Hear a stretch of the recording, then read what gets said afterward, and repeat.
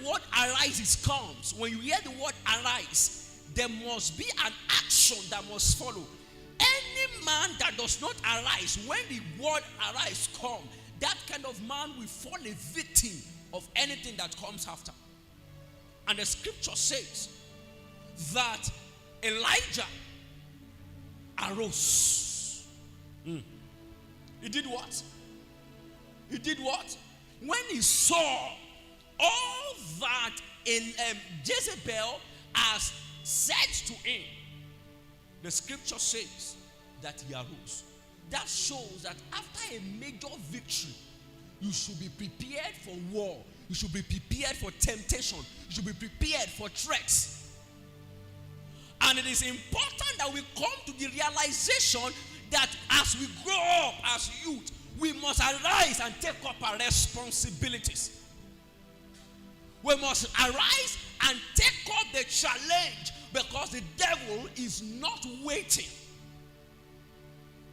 I said the other time that the glory of the youth is his strength. And we must come to the point whereby our strength is not spent on something that is not profitable. A man that arises must be a man that must take responsibility. God is waiting on you. God is waiting on me to take responsibility. And it is expedient that we know when and how to arise. Are you following me? Okay. Now, the Hebrew word for arise is kum. Q-U-M. Kum.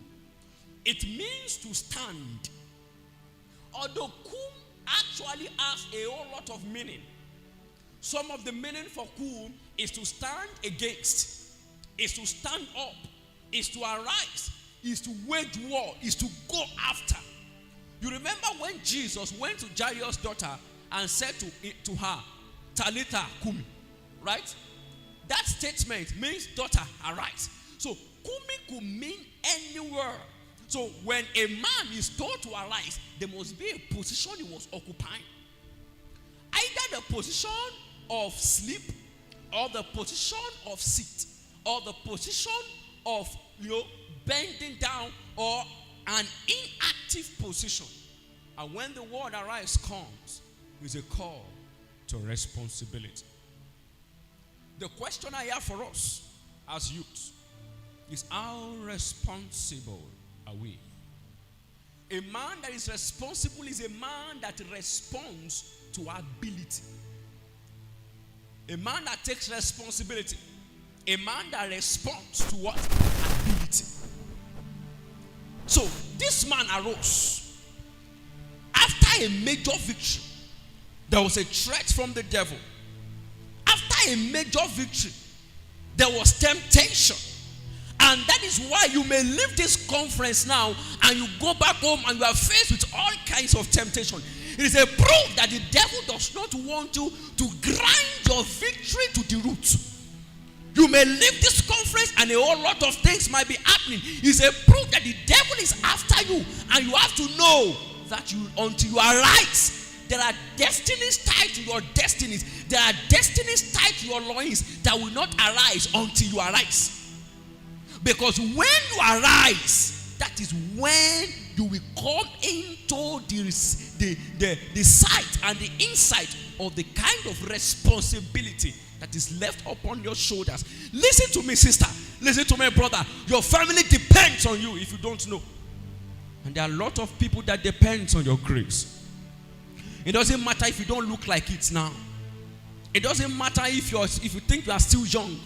It doesn't matter if you think that all things are not really going fine. But I want to tell you this morning that there is a God that will bring grace upon you. And until you arise, you will not function in that level of grace. You will not function. There's an army rising up. There's an army rising up to break every shame, break every shame, break every shame. Hey, hey. To break every shame, break every shame, break every shame. Elijah was a one-man army, and he stood up against the 400 prophets of Baal. And immediately after the victory, there was a call that they will kill him. And immediately the first thing he does that he arose and went for his life. There are two ways to arise. Number one, you arise to the response of fear, to the response of threat, to the response of strength. Any man that arises to the response of fear, threat, and the loss of strength is a man that is not powerful. That kind of man will begin to run for his life, because Elijah, who slaughtered 400 men, should not run for his life. What is one woman that he cannot slay? But the question is this: what has happened to Elijah between the time he slaughtered the prophet of Baal to the time that the threat came? And the scripture says that when he went for his life, he came to Beersheba that belongs to Judah, and there he left his servants. Yes, next verse quickly. Verse 4.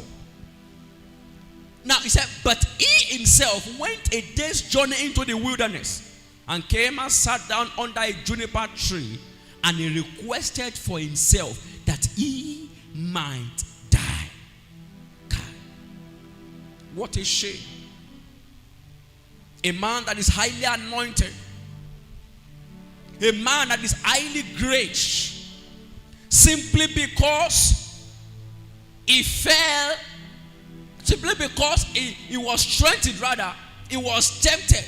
The scripture gave us a clear view that he was afraid. God, he was afraid. And he went and he began to cry to God, and let me just die. Let me just die, God. Let me just die. What is scaring you? What is putting fear in your heart? What is causing you to lose hope on the things that the Lord wants you to do? I have come to tell you that there is hope. Regardless of the things that the devil is bringing to your heart now, regardless of the things that you are seeing around your life, I want you to know that there is hope. You are listening to me online and on site. I want you to know that there is a God who will bring you out of every mess. He will make your mess a message. Because I know there is an army rising on. The drums, please. There's an army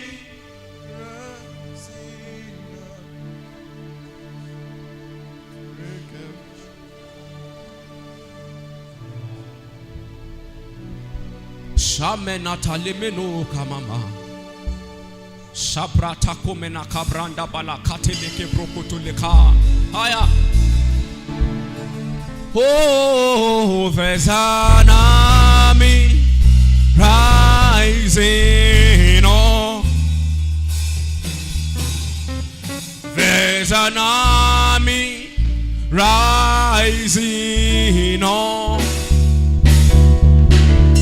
Oh, there's an army rising up.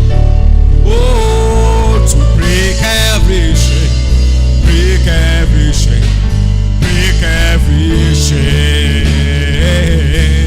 To break every chain, break every chain, break every chain. Oh, there's an army.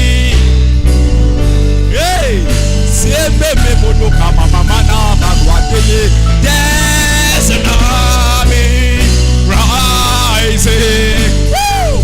Shebele urada badwele kemelo manana gelele. Shanana na mama wole etele papu alabawele nama. To break every chain. Ose na manana wele meko gaba urada na.